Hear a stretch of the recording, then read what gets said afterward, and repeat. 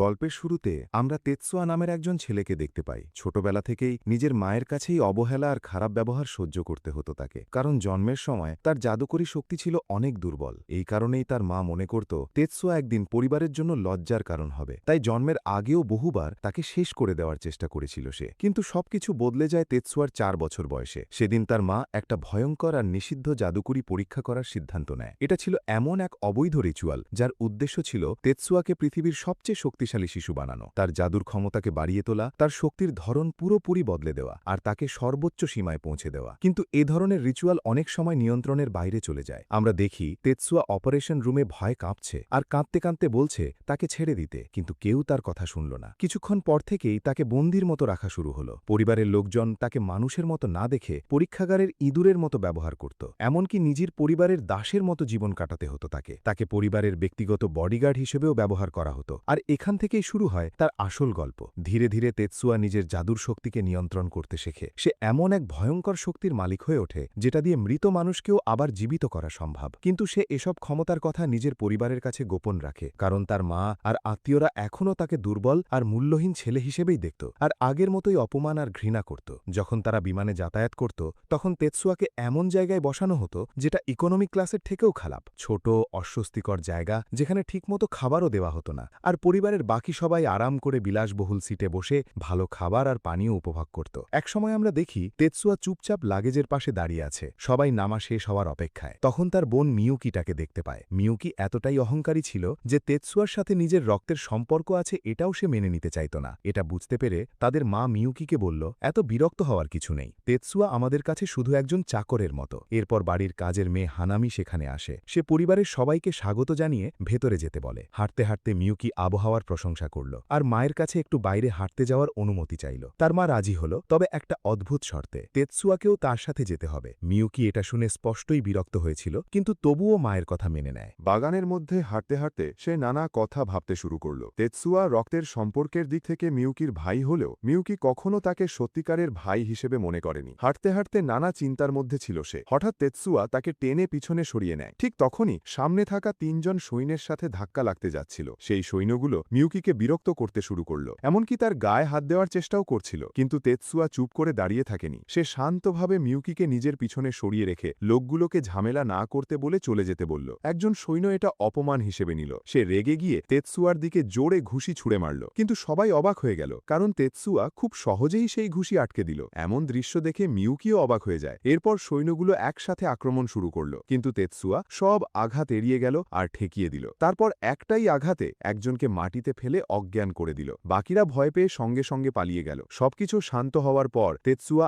আস্তে করে মিউকির হাত ধরল আর হালকা একটা হাসি দিল। সেই প্রথমবার মিউকি নিজের ভাইয়ের আসল শক্তিটা অনুভব করল। তার ভেতরে যেন কিছু একটা বদলে যেতে শুরু করল। বাড়িতে ফিরে মিউকি উত্তেজিত হয়ে হানামিকে বলল যে তার ভাই তাকে বাঁচিয়েছে, কিন্তু তেতসুয়া মাঝখানে বলল, আমি শুধু আমাকে দেওয়া দায়িত্ব পালন করেছি। তাদের মা এটা শুনে খুশি হলেন, কারণ তেতসুয়া এখনও নিজেকে মিউকির চাকর হিসেবেই দেখছে। কিন্তু কথাটা মিউকির খুব খারাপ লাগলো। নিজের ভাইকে এত ঠান্ডাভাবে ব্যবহার করা আর পরিবারের কেউ তাকে আপন বলে না মানা, সবকিছু তার মনে কষ্ট দিতে লাগলো। কিছুক্ষণ পরে হানামি এসে জানাল তাদের মা অসুস্থ, তাই আজ রাজকীয় অনুষ্ঠানে মিউকিকেই যেতে হবে তার জায়গায়। মিউকি রাজি হল, তবে শর্ত দিল তেতসুয়াও তার সাথে যাবে। দুজন যখন গাড়িতে করে যাচ্ছিল, দূর থেকে হানামি তাদের দিকে তাকিয়েছিল। তার মনে হচ্ছিল যদি একদিন ভাই বোনের সম্পর্কটা আবার আগের মতো ভালো হয়ে যেত। অনুষ্ঠানে পৌঁছানোর পর তাদের চাচা সেখানে অপেক্ষা করছিলেন। আগের মতোই তেতসুয়াকে কেউ গুরুত্ব দিল না। সবাই শুধু মিউকির সাথেই কথা বলছিল আর অতিথিদের সাথে পরিচয় করিয়ে দিচ্ছিল। এই সময় তাদের কাজিনরা এসে তেতসুয়ার খোঁজ করল। তাকে দেখেই তারা দৌড়ে গিয়ে খুব আপনভাবে কথা বলতে শুরু করল। এটা দেখে তাদের বাবা ভীষণ রেগে গেলেন, কারণ তার ছেলেরা পরিবারের আসল উত্তরাধিকারীকে বাদ দিয়ে তেতসুয়ার মতো অপমানিত একজনের সাথে এত ভালো ব্যবহার করছে। কিন্তু তখন একটা অদ্ভুত ঘটনা ঘটল। তেতসুয়া হাসল, সত্যিকারের একটা হাসি। এটা মিউকির মনে কষ্ট দিল, কারণ সে কখনো তার দিকে এমন হাসি দেখেনি। পরে জানা গেল তেতসুয়ার পরিবার পুরো জাপানের সবচেয়ে শক্তিশালী জাদুকর পরিবার। তবুও শুধু দুর্বল জাদুশক্তির কারণে তারা তেতসুয়াকে একেবারে তুচ্ছ মানুষ মনে করত। ছোটবেলা থেকেই মিউকি এসব দেখে এসেছে, আর সেসবের প্রভাবেই সেও ভাইয়ের সাথে খারাপ ব্যবহার করত। এভাবেই কয়েক সপ্তাহ কেটে গেল। একদিন মিউকি একটা নৌকায় বসে সুন্দর প্রাকৃতিক দৃশ্যের ছবি তুলছিল। মিউকি তখন তার ভাইকে বলল তার সাথে একটা ছবি তুলতে। প্রথমে তেতসুয়া রাজি হয়নি, কিন্তু মিউকি যখন সেটা আদেশের সুরে বলল তখন সে আর না করতে পারল না। তাদের মাও অনুমতি দিলেন। ছবি তোলার ঠিক আগে মিউকি হালকা করে হাসল। ঠিক তখনই হঠাৎ নৌকাটা অস্বাভাবিকভাবে কাঁপতে শুরু করল আর খুব দ্রুত গতিতে ছুটতে লাগল। কিছুক্ষণ পর ক্যাপ্টেন এসে জানালেন একটা সাবমেরিন তাদের পিছু নিয়েছে এবং ইতোমধ্যে 2টো মিসাইল ছুড়ে মেরেছে। আর এখানেই আবার সামনে এলো তেতসুয়ার আসল শক্তি। সে শুধু হাত তুলল আর মুহূর্তের মধ্যে মিসাইল 2টো থেমে গেল। তারপর সে সেগুলো ভেঙে টুকরো টুকরো করে ধ্বংস করে দিল। এটা দেখে মিউকি মনে মনে অবাক হয়ে গেল।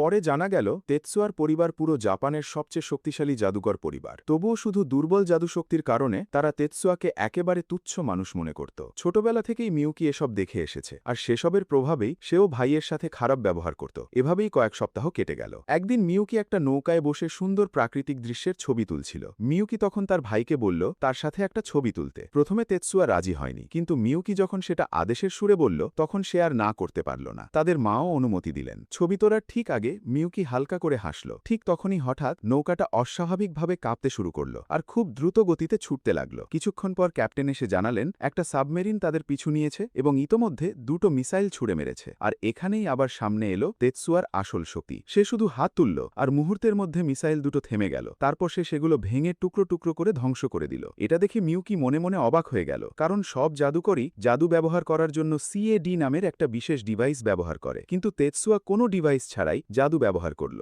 এরপর দৃশ্য বদলে যায়। নৌবাহিনীর কমান্ডার তেতসুয়ার মায়ের সাথে কথা বলছিলেন। তিনি দুঃখ প্রকাশ করে বললেন তার বাজেট এত কম যে মিসাইল হামলার তদন্ত চালানো সম্ভব না। কিন্তু তেতসুয়ার মা শান্তভাবে বললেন এটা নিয়ে চিন্তা করার দরকার নেই। সেখান থেকে বের হওয়ার সময় তারা আবার সেই 3জন সৈন্যের সাথে দেখা করে যারা আগে মিউকিকে বিরক্ত করেছিল। কমান্ডার তাদের চিনতে পারলেন। এরপর তিনি তেতসুয়ার কাছে ক্ষমা চাইলেন এবং তাকে তাদের ঘাঁটির এক গোপন অনুষ্ঠানে আমন্ত্রণ জানালেন। কিছুদিন পর মিউকির ভ্রমণের প্রস্তুতি শুরু হলো। তখন তাদের মা তেতসুয়াকে বললেন মিউকি না থাকা অবস্থায় যেন সে কমান্ডারের আমন্ত্রণ গ্রহণ করে এবং সেখানে ট্রেনিং নেয়। কিন্তু মিউকি জোর করে বলল সেও যাবে। সে বলল আমি নিজের চোখে দেখতে চাই ও আসলেই ভালো বডিগার্ড কিনা। অনেক অনুরোধ করার পর তাদের মা রাজি হলেন, তবে একটা শর্ত দিলেন। তেতসুয়াকে মিউকিকে তার রাজকীয় উপাধি দিয়ে নয়, সরাসরি নাম ধরে ডাকতে হবে, কারণ বাইরে কেউ যেন বুঝতে না পারে যে পরিবারের মধ্যে তাকে কতটা খারাপভাবে দেখা হয়। অনেকক্ষণ হাঁটার পর তারা সৈন্যদের ট্রেনিং ঘাঁটিতে পৌঁছল। জায়গাটা বেশ অদ্ভুত ছিল। সেখানে সবাই কোনো জাদু ব্যবহার না করে কঠিন শারীরিক অনুশীলন করছিল। কমান্ডার তেতসুয়াকে তার এক সৈন্যের সাথে লড়াই করার প্রস্তাব দিলেন। তেতসুয়া রাজি হয়ে গেল। প্রথম প্রতিপক্ষ ছিল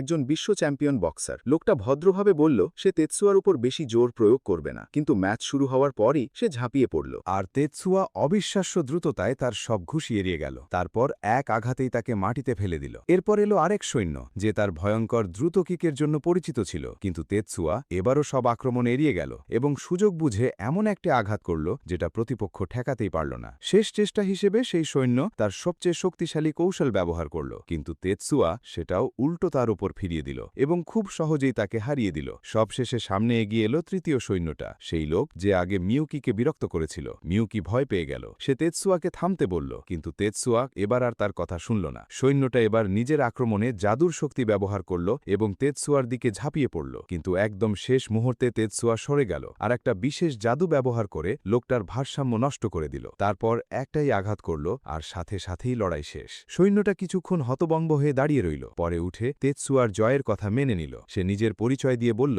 যে সে ন্যাশনাল এয়ারফোর্সের সদস্য। এরপর হেসে বলল কখনো বোর লাগলে আমাকে ডাক দিও। 3 দিন পর তেতসুয়াকে বাড়িতে শান্তভাবে বসে অ্যানিমে দেখতে দেখা গেল। মিউকি পাশ দিয়ে যেতে যেতে ভাবছিল ছেলেটা সবসময় বাইরে না গিয়ে কেন অ্যানিমে নিয়েই পড়ে থাকে। এদিকে হঠাৎ সিভিল ডিফেন্স বাহিনী ঘোষণা দিল তাদের শেষ যুদ্ধ জাহাজটাও ধ্বংস হয়ে গেছে আর শত্রুপক্ষ দ্রুত এগিয়ে আসছে। চারদিকে আতঙ্ক ছড়িয়ে পড়ল। সেই বিশৃঙ্খলার মধ্যেই মিউকি নিজের বরফের জাদু ব্যবহার করে একজন আক্রমণকারীকে মেরে ফেলল। নিজের সঙ্গীর মৃত্যু দেখে আরেক সৈন্য রেগে গিয়ে মিউকি আর পুরো পরিবারের দিকে গুলি চালাতে শুরু করল। চারপাশের দেয়াল ভেঙে পড়তে লাগল আর হামলাকারী হঠাৎ অদৃশ্য হয়ে গেল। ঠিক তখনই তেতসুয়া বাকি সৈন্যদের ওপর ঝাঁপিয়ে পড়ল। মুহূর্তের মধ্যে সবাইকে শেষ করে দিয়ে সে দৌড়ে মিউকির কাছে চলে এলো। সে নিজের হাত মিউকির বুকের ওপর রাখল, তারপর তার সবচেয়ে শক্তিশালী জাদু ব্যবহার করল। কাঁপা গলায় বলতে লাগল মিউকি চোখ খোলো প্লিজ। মিউকি তখন বুঝতে পারছিল তার মৃত্যু খুব কাছে চলে এসেছে। শেষ মুহূর্তে তার শুধু একটা আফসোস হচ্ছিল সে কখনো নিজের ভাইয়ের কাছে ক্ষমা চাইতে পারেনি। তার জাদুর শক্তি ধীরে ধীরে মিলিয়ে যাচ্ছিল। ঠিক তখনই হঠাৎ তার শরীরের চারপাশে উজ্জ্বল এক জাদু বৃত্ত তৈরি হল। তারপর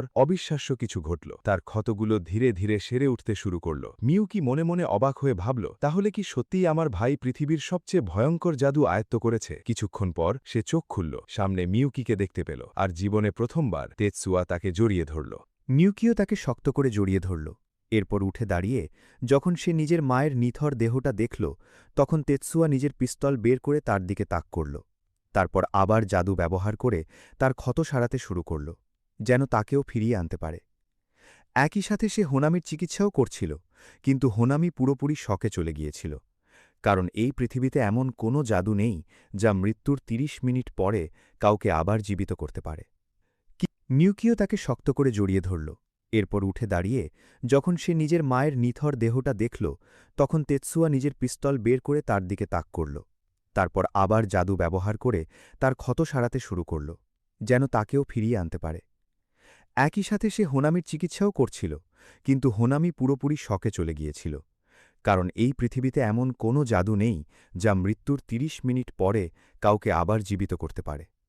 কিছুক্ষণ পর সেনাবাহিনীর কমান্ডার এসে নিজের সৈন্যদের বিদ্রোহের জন্য ক্ষমা চাইলেন, কিন্তু তিনি জানালেন বিশাল এক যুদ্ধজাহাজের বহর তাদের দিকে এগিয়ে আসছে, আর তাদের প্রতিরক্ষা বাহিনীর প্রায় ৮০% ধ্বংস হয়ে গেছে। পরিস্থিতির ভয়াবহতা বুঝে তেতসুয়া কমান্ডারকে বলল তার পরিবারকে নিরাপদ জায়গায় সরিয়ে নিতে। বিনিময়ে সে একটা শক্তিশালী আর্মার স্যুট আর সামরিক সরঞ্জাম চাইল। কমান্ডার অবাক হয়ে জিজ্ঞেস করলেন, এসব তোমার কেন দরকার?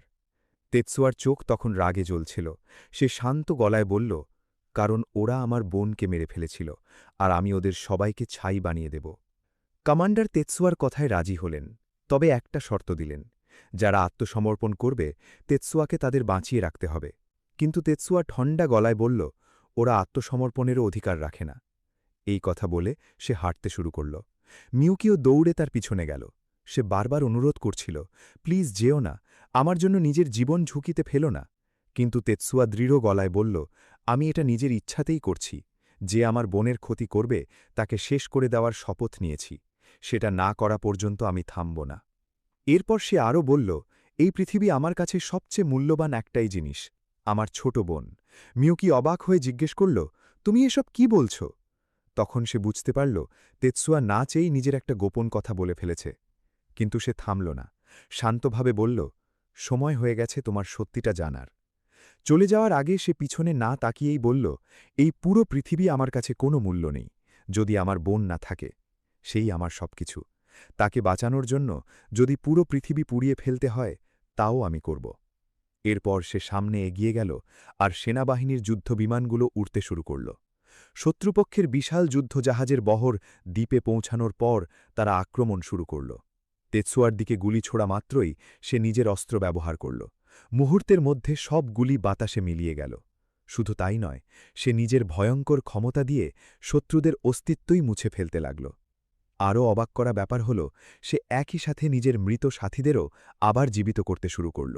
এসব দেখে মিওকি তার মার কাছে গিয়ে অনুরোধ করল, আমাকে ভাইয়ার ব্যাপারে সব সত্যি বলো। তার মা রাজি হলেন, তবে একটা শর্তে। তিনি বললেন, যাদের কোনো মূল্য নেই তাদের জন্য সহানুভূতি দেখানো বন্ধ করতে হবে। এই পৃথিবীতে দুর্বল আর ব্যর্থ মানুষের কোনো দাম নেই। কিন্তু মিওকি তর্ক করে বলল, তেতসুয়া তো নিজের শক্তি দিয়ে আমার জীবন বাঁচিয়েছে। তার মা ঠান্ডাভাবে উত্তর দিলেন, ও শুধু ওই এক কাজই ঠিকভাবে করতে পারে। এরপর সামনে এলো ভয়ঙ্কর সত্যটা। তেতসুয়া জন্ম থেকেই ত্রুটিপূর্ণ জাদু শক্তি নিয়ে জন্মেছিল। এই পৃথিবীতে জাদুর মানে হল কোনো কিছুর তথ্য বদলে তাকে বাস্তবে রূপ দেওয়া, কিন্তু তেতসুয়ার ক্ষমতা ছিল আলাদা। সে শুধু তথ্য ধ্বংস করতে পারে আর আবার আগের অবস্থায় ফিরিয়ে আনতে পারে। সত্যিকারের কোনো নতুন পরিবর্তন আনতে পারে না। মানে আসলে তার নিজের কোনো বাস্তব জাদু শক্তিই ছিল না। এমনকি তার পুনর্জীবন দেওয়ার ক্ষমতাকেও আসল জাদু হিসাবে ধরা হতো না। এই কারণেই মিউকি সবসময় ভাবত তার ভাইয়ের শক্তি যেন অলৌকিক কিছু। তার মা আরও বললেন, এই পৃথিবীতে জাদু ব্যবহার করতে না পারলে কারো কোনো মূল্য থাকে না। তাই 7 বছর আগে একটা ভয়ঙ্কর পরিকল্পনা করা হয়েছিল। তেতসুয়াকে কৃত্রিম জাদুকর বানানোর জন্য তার ওপর নিষিদ্ধ অপারেশন করা হয়। সেই অপারেশনে মিউকির জাদুশক্তির একটা অংশ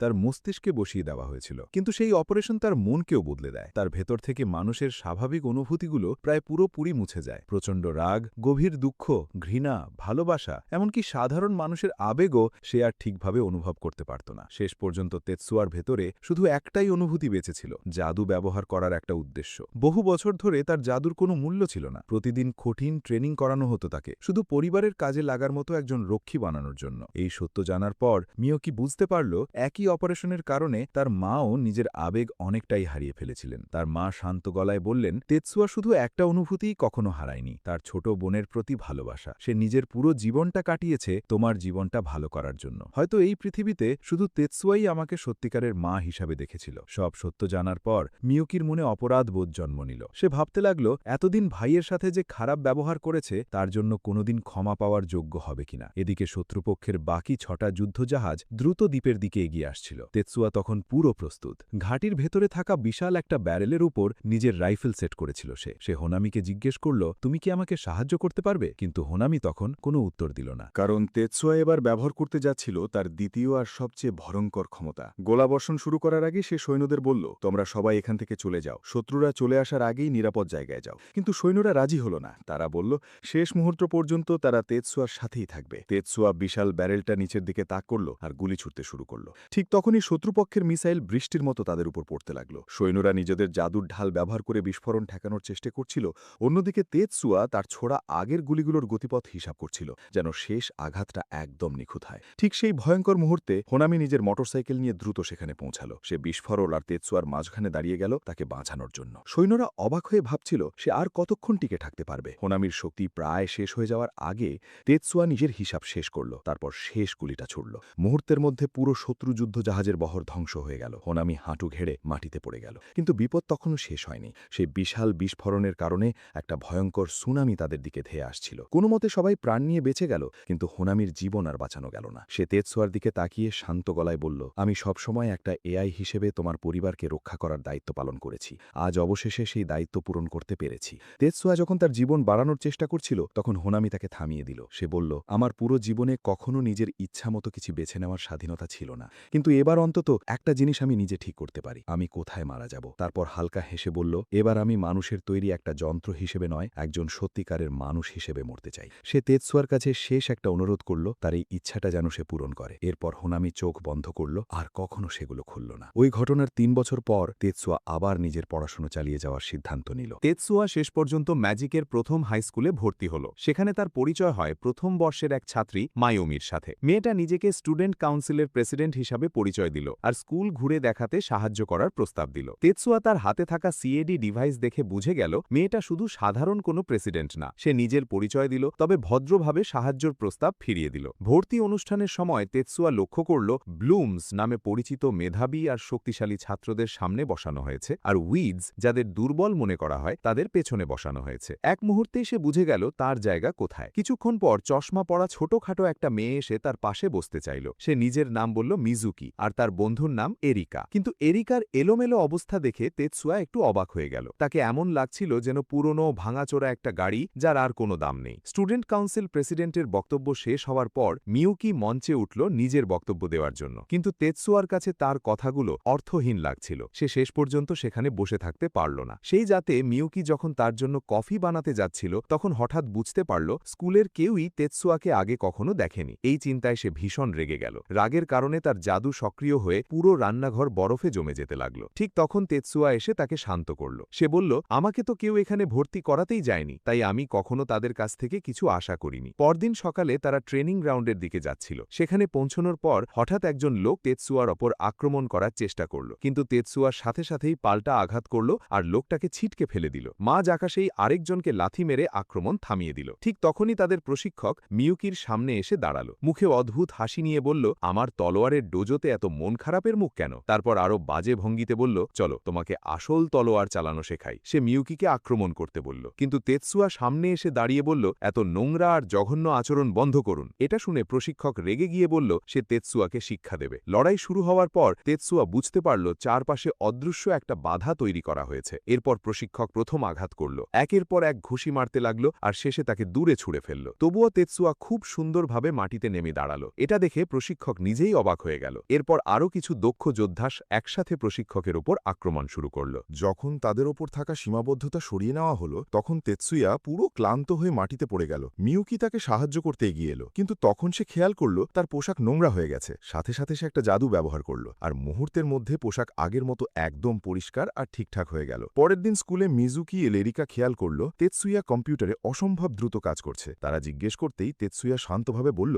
আমি ক্লাসের লেকচারগুলো রেকর্ড করছি। এটা দেখে লিও নামে নতুন এক ছাত্র বেশ মুগ্ধ হল। সে নিজের পরিচয় দিয়ে বলল তার বৈজ্ঞানিক জাদুর বিশেষ দক্ষতা হল কনভার্জেন্ট সিস্টেম রিইনফোর্সমেন্ট। এরপর লিও তেতসুয়াকে জিজ্ঞেস করল, তোমার বৈজ্ঞানিক জাদুর দক্ষতা কি? তেতসুয়া শান্তভাবে উত্তর দিল, আমার তেমন কোনো বিশেষ দক্ষতা নেই, তবে আমি একজন ম্যাজিক ইঞ্জিনিয়ার হতে চাই। ঠিক তখনই ক্লাসের ঘণ্টা বেজে উঠল আর শিক্ষক ক্লাসে ঢুকলেন। কিন্তু নতুন শিক্ষিকাকে দেখে তেতসুয়া একটু অবাক হয়ে গেল। তাকে শিক্ষকের চেয়ে বরং চার্চের কোনো সিস্টারের মতো বেশি লাগছিল। পরে ক্যাফেটেরিয়াতে সবাই একসাথে বসেছিল। তখন মিউকি তাদের টেবিলে এসে বসতে চাইলে কিছু অহংকারী ছাত্র তার পথ আটকে দাঁড়ালো। তাদের নেতা শ্যান বলল, চলো আমাদের সাথে লাঞ্চ করো। কিন্তু কিছুক্ষণ পরই সে অন্য ছাত্রদের অপমান করতে শুরু করল। তাদের উইডস বলে তুচ্ছ করছিল আর বলছিল এদের এখানে থাকারই কোনো যোগ্যতা নেই। তার কথা শুনে লিও ভীষণ রেগে গেল। সে শ্যানকে চ্যালেঞ্জ করতে যাচ্ছিল, কিন্তু তেতসুয়া বুঝতে পারল পরিস্থিতি খারাপের দিকে যাচ্ছে। তাই সে চুপচাপ টেবিল ছেড়ে উঠে চলে যাওয়ার সিদ্ধান্ত নিল। সেই সন্ধ্যায় যখন সবাই বাড়ি ফিরছিল তখন আবার সেই দলটা সামনে এসে হাজির হলো। তারা জোর করে মিউকিকে নিজেদের সাথে নিয়ে যেতে চাইছিল। শ্যান অহংকার ভরা গলায় বলল, এদের কোনো মূল্যই নেই, এদেরকে গুরুত্ব দেওয়ারও দরকার নেই। তখন মিজুকি সামনে এগিয়ে এসে বলল, যারা শুধু সৌন্দর্য আর শক্তি দেখে মানুষ বিচার করে তারা আসল অর্থটাই বুঝতে পারে না। শ্যান রেগে গিয়ে লিওকে দ্বৈরথের জন্য চ্যালেঞ্জ করল। তারপর একটা জাদুর বন্দুক বের করে গুলি চালাতে যাচ্ছিল। ঠিক তখনই এরিকা সামনে এসে তাকে জোরে ধাক্কা দিয়ে সরিয়ে দিল। সে বলল, তুমি আসলে কাপুরুষ, সত্যিকারের লড়াইয়ের চেয়ে নিজের সম্মান বাঁচানো নিয়েই বেশি চিন্তা তোমার। এরপর দলের আরেকজন নিজের জাদু ব্যবহার করতে যাচ্ছিল, কিন্তু হঠাৎ একটা মেয়ে সামনে এসে দাঁড়ালো। সে নিজের অন্ধকার জাদু ব্যবহার করল আর মুহূর্তের মধ্যে সবাইকে মাটিতে ফেলে দিল। ঠিক তখনই মায়ুমি সেখানে উপস্থিত হল। সে কঠিন গলায় বলল, অন্যদের ওপর জাদু ব্যবহার করে আক্রমণ করা একটা অপরাধ। এরপর ডিসিপ্লিনারি কমিটির প্রধান মারিও সেখানে উপস্থিত হলেন। তিনি সবাইকে সাথে যেতে বললেন, কারণ স্কুলের নিয়ম ভাঙার জন্য তাদের শাস্তি পেতে হবে। তেতসুয়া শান্তভাবে পুরো ঘটনা বোঝানোর চেষ্টা করল। সে বলল, আমি শুধু ব্লুমসদের তাদের শক্তি দেখাতে বলেছিলাম, ব্যাপারটা এত দূর যাবে ভাবিনি। মায়ুমি পুরোপুরি বিশ্বাস না করলেও তার কথার বিপক্ষে কোনো প্রমাণও পেল না। মিউকি তখন বলল, সবটাই ভুল বোঝাবুঝি ছিল। পরিস্থিতি শান্ত করার জন্য সে সবার হয়ে ক্ষমাও চাইল। মায়ুমিও শেষ পর্যন্ত ব্যাপারটা ছেড়ে দেওয়ার সিদ্ধান্ত নিল, তবে সতর্ক করে বলল, তত্ত্বাবধান ছাড়া আবার কখনো জাদু ব্যবহার করবে না, এটা স্কুলের নিয়মের বিরুদ্ধে। মারিও মাথা নেড়ে তিনি বললেন তিনি আপাতত বিষয়টা বন্ধ করছেন, তবে তেতসুয়ার ওপর তিনি নজর রাখবেন। সবাই চলে যাওয়ার সময় শান তেতসুয়ার দিকে তাকিয়ে বলল, তুমি যদি বারবার আমার জীবনও বাঁচাও তবুও আমি তোমাকে কখনো মেনে নেব না, কারণ মিউকির পাশে থাকার যোগ্য আমি, তুমি না। বাড়িতে ফেরার পর ব্লুমসের দুইজন ছাত্র তাদের কাছে এসে আগের ঘটনার জন্য ক্ষমা চাইল। অন্ধকার জাদু ব্যবহার করা মেয়েটার নাম ছিল হানোকা। সে তেতসুয়ার কাছে কৃতজ্ঞতা প্রকাশ করল, কারণ সে না থাকলে হয়তো তাদের স্কুল থেকেই বের করে দেওয়া হতো। তারপর তারা বলল, আমরা কি তোমাদের সাথে স্টেশন পর্যন্ত যেতে পারি? এটা শুনে বাকিরা বেশ অবাক হয়ে গেল। তারা ভাবছিল, হানোকা সত্যিই কি সেই অহংকারী ব্লুমসদের একজন? পরে রাস্তা দিয়ে হাঁটার সময় হানুকা মিউকিকে জিজ্ঞেস করল,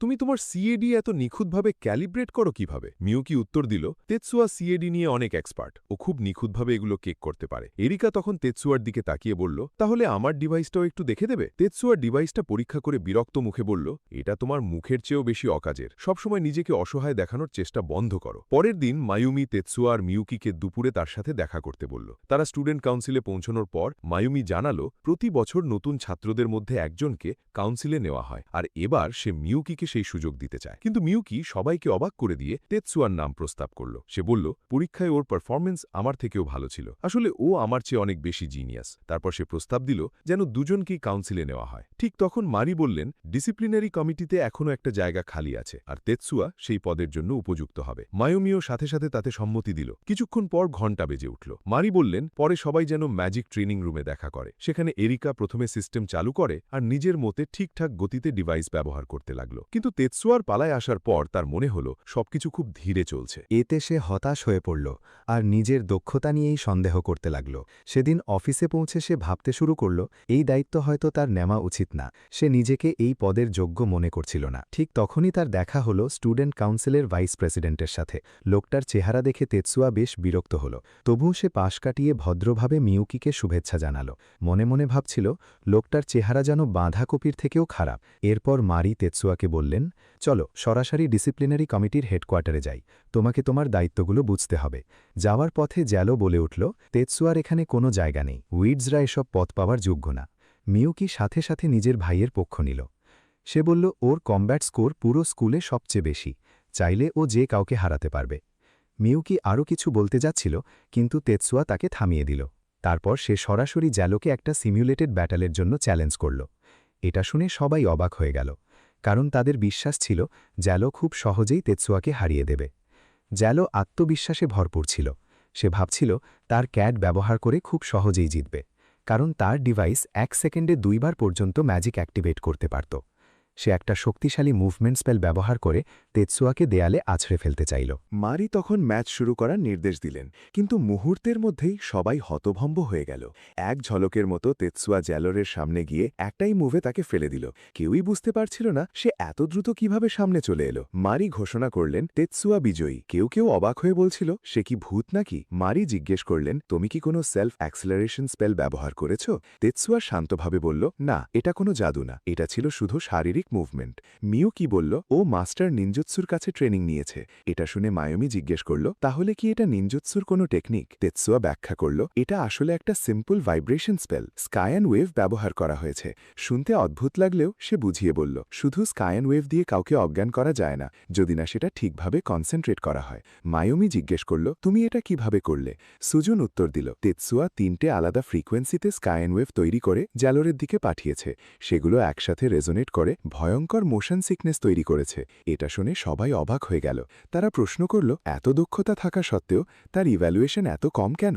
তেতসুয়া বলল, এই স্কুলের গ্রেডিং সিস্টেমটাই খারাপ, আমার অনেক ক্ষমতার টেস্টেই ধরা পড়ে না। জ্যালো স্বীকার করল, আমি শুধু কাস্টিং স্পিডের উপর ভিত্তি করে পাশ করেছি। সে মিউকির কাছে ক্ষমা চাইল ভুল বোঝার জন্য, কিন্তু লজ্জার কারণে তেতসুয়ার কাছে ক্ষমা চাইতে পারল না, তাই চুপচাপ চলে গেল। সেই রাতে মিউকি তেতসুয়াকে বলল তার ক্যাড আপগ্রেড করে দিতে, কারণ সে আরও অ্যাডভান্স মিশনে যেতে চায়। তেতসুয়া রাজি হয়ে দ্রুত ডিভাইসটা পরীক্ষা করতে লাগল, কিন্তু সাধারণ মানুষের মতো ঘুমাতে যাওয়ার বদলে মিউকি হঠাৎ অদ্ভুতভাবে আচরণ করতে শুরু করল।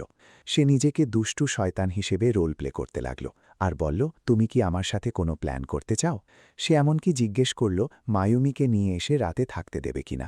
তেতসুয়া মনে মনে ভাবল সে নিশ্চয়ই কিছু অদ্ভুত কিছু খেয়ে ফেলেছে। হঠাৎ সে নিজের ক্যাড শক্ত করে ধরে বলল, আমি এটা নিজের কাছেই রাখব, আমরা দুজন মিলে আমাদের ইভিল প্ল্যান করব। তারপর সে তেতসুয়ার উপর একটা স্পেল ব্যবহার করল আর সে অজ্ঞান হয়ে গেল। জ্ঞান ফেরার পর দেখল তার ম্যাজিক সিকোয়েন্স আগেই লোড হয়ে গেছে। চোখ খুলতেই মিউকি তাকে বলল, গুড মর্নিং। সেদিন মারি আনুষ্ঠানিকভাবে তেতসুয়াকে ডিসিপ্লিনারি কমিটির নতুন সদস্যদের সাথে পরিচয় করিয়ে দিলেন।